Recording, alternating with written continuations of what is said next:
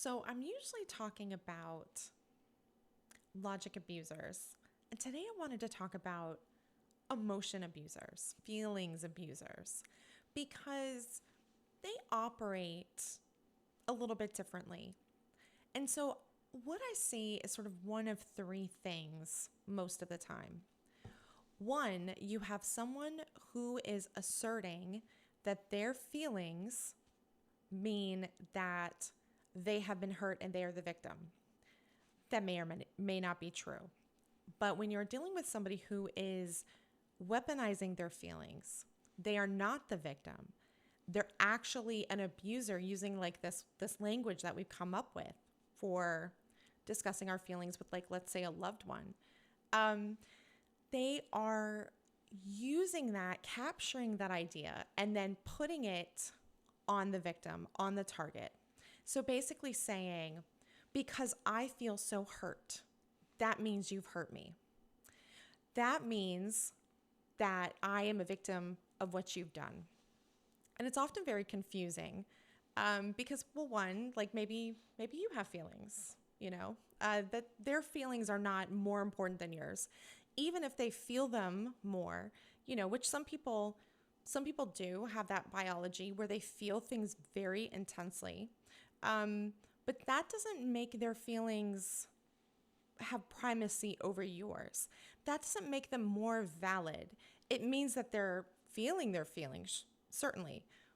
But when you're dealing with an emotions abuser, they're going to insist that their feeling state means that they have been the one that's been hurt, and that means you've done something wrong. And that chain of logic does not necessarily follow. Another thing that I often see with like an emotions abuser is someone who,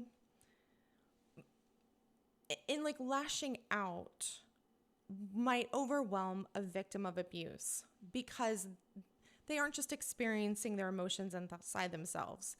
They are acting on those emotions in ways that overwhelm the other person. And so it becomes hard to think. You don't have any space, not, in your psyche, not intellectually, not emotionally. You don't have a chance to think. Your senses become very overwhelmed by this person. And so it's almost like what you see,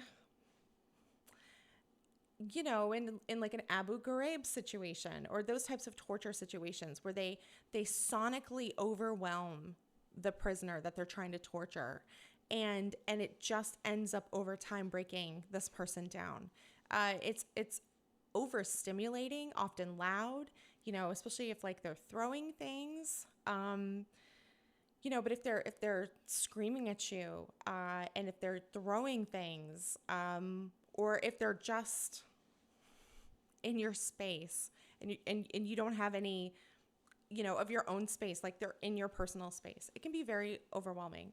And the third thing that I often see operating, under kind of like this umbrella of emotional abusers is that they can trigger within you your own emotional state.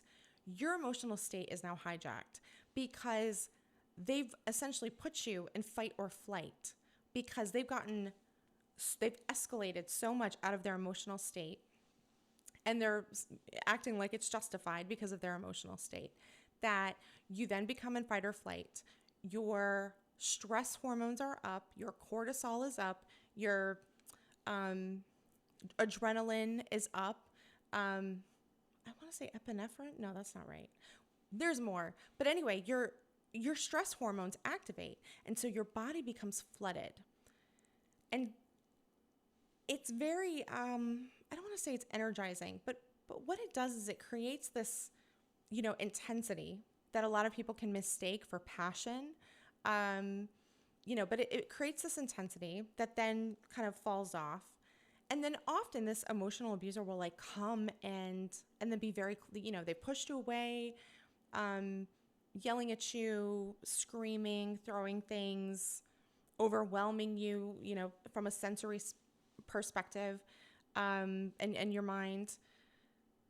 And then they may want to be close, or they want you to come chase them. And so then there's this like coming back together. And so this is your underlining template for a trauma bond.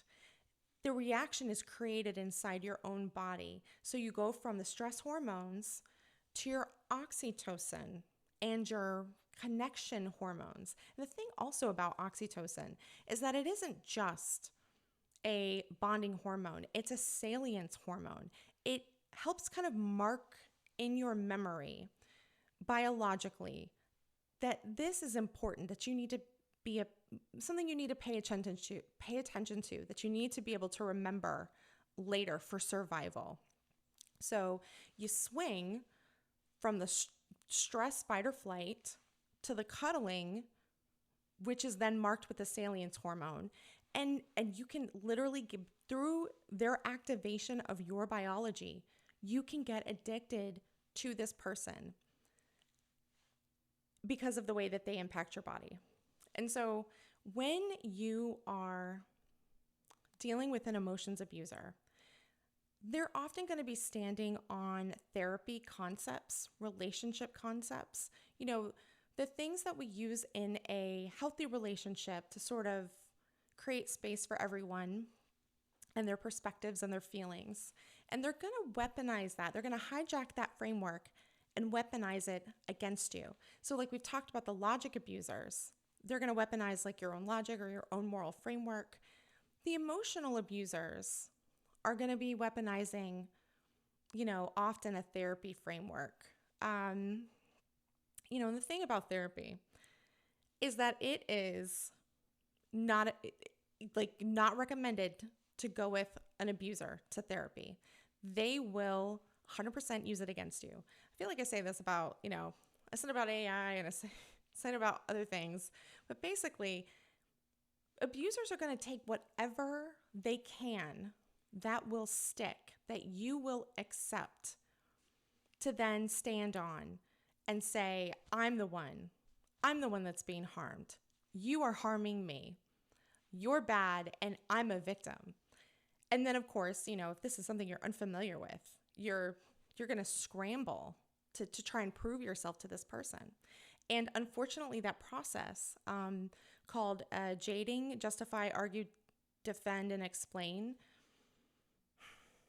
in a healthy relationship, that's something that we do to create a meeting of the minds so that people can kind of come together and understand each other. In someone who has a hierarchical status perspective, where they are trying to be up and they want you to be down, that's then putting yourself under them in a hierarchy. So they've lashed out at you, they've misused their power over you, which is based on your own empathy often, your own care for them, the fact that you give a shit, right? This only works because you care. They're going to use that to then leverage themselves into making you the bad person and getting you to accept it. I guess, we've been talking about this on the subreddit, and someone also made a comment here, but basically it's the underlining dynamic of like, you're the sinner forever and ever. And they are the innocent victim, and you need to be groveling. You need to be underneath them. You don't deserve them, all sorts of like types of things that they'll say.